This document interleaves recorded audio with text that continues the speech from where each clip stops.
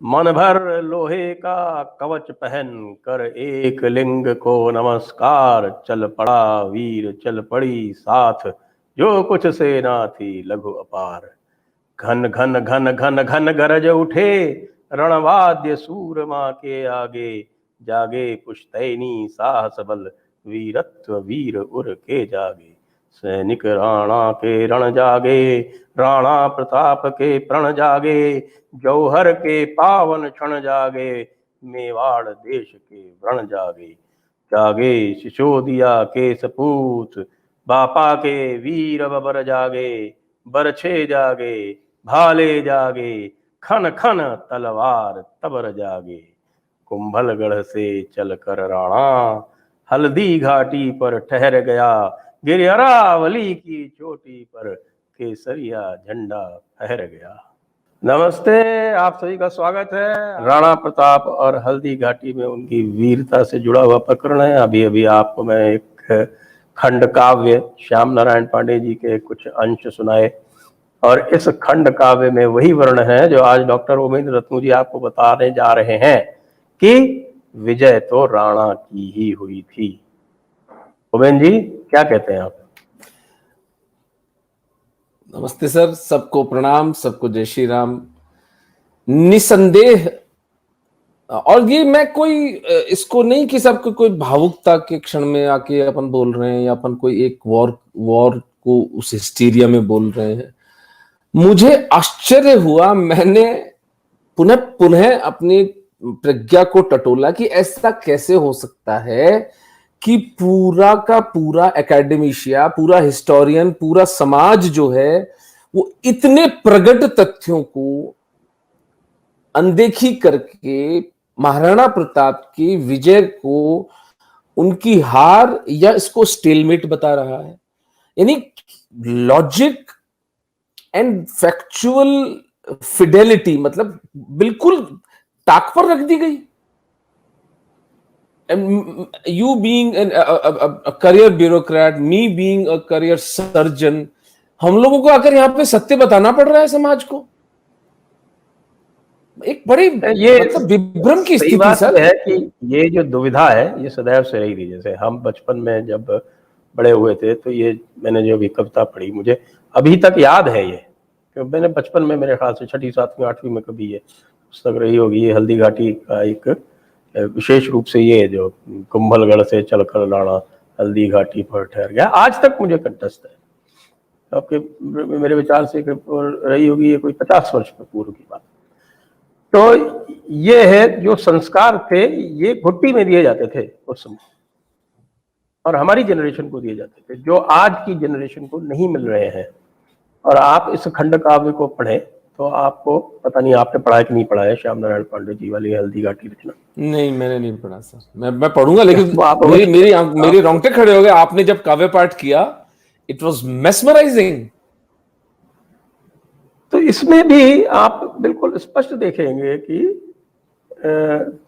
पूरा वर्णन है, और बिल्कुल आरंभ से, जहां से राणा प्रताप की और उनके भाई शक्ति सिंह का विवाद होता है आखेट को लेकर, और वहां से लेकर और हल्दी घाटी युद्ध समाप्त होता है, पूरा प्रामाणिक वर्णन है। और उसमें कहीं भी, मैं तो ढूंढ ढूंढ के थक गया, मुझे तो कहीं मान सिंह के या अकबर के जो सेना थी उसकी विजय नहीं दिखाई पड़ी। वहां तो मान सिंह भागा है, और चेतक भी जो है, वो जो कहानी आती है ना कि वो उसको चेतक उनको लेके भाग गया, ऐसा कुछ इस काव्य में नहीं है। तो जब मैं राजस्थान में आया ये सब मैंने सुना तो ठीक है, खैर हम उस समय व्यस्त थे अपनी व्यस्तताओं में। तो अब जब दोबारा इसको पलट कर पढ़ने का अवसर मिला है, तब देख रहे हैं कि साहब पूरी की पूरी, कम से कम हमारे पीछे की एक जनरेशन तो क्या, 2 जनरेशन्स जो है इसी तरह से खराब कर दी गई। बिल्कुल, ये सब कुछ बताया गया, मुझे याद पड़ता है, मैं आपको बताऊं। उस समय एसडीएम था बीकानेर में, एसडीएम नॉर्थ बीकानेर, और के नायर साहब हमारे कमिश्नर हुआ करते थे, डिविजनल कमिश्नर। और वो ख्याति मना इस कारण भी थे क्योंकि सरदार के.एम. पनिक्कर उनके नाना थे सगे। उनकी माता जी थी सरदार के.एम. पनिक्कर की बेटी थी, और वो राजपूतों के लिए बड़े मजाक किया करते थे और कहते थे कि साहब कीजिए, and the bravest of them all ran away from the battlefield. उनके उद्गार हुआ करते थे। सरदार के.एम. पनिक्कर साहब के नाती थे वो कितने बड़े हिस्टोरियन माने जाते हैं। आप सोच सकते हैं कि किस तरह का बलात्कार हुआ है हमारे इतिहास के साथ में। तो हमारे भी मन में ये था कि भाई इस तरह का कुछ हुआ होगा, कुछ हुआ होगा, लेकिन अब हम जब इतिहास के पन्नों को वापस पलटते हैं तो हम पाते हैं कि साथ में जो हमें घुट्टी में जो शिक्षा मिली थी वही सही थी। और ये जब सब पूरे या लेफ्टिस्टों ने, अंग्रेजी दानों ने, या ब्राउन साहिब्स ने जो कुछ इस देश को सिखाया है वो इतना कलुषित ही नहीं, इतना घृणित है तो मुझे लगता है कि ऐसे लोगों का तो यदि वध कर दिया जाए तो उसमें कोई पाप नहीं होगा। तो बिल्कुल वो भगवान कृष्ण के जो 18वें अध्याय के 17वें श्लोक का जो आशय है उसके प्रतिमान परिमाण पर पूरी खरी उतरेगी वो वध की प्रक्रिया। सुना दीजिए सर, वो क्या श्लोक है?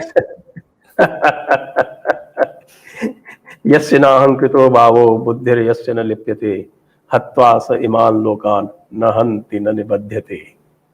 बिना अहंकार भाव के यदि आप किसी का वध करते हैं तो वो इंसान नहीं है, धर्म के लिए जब करते हैं तो।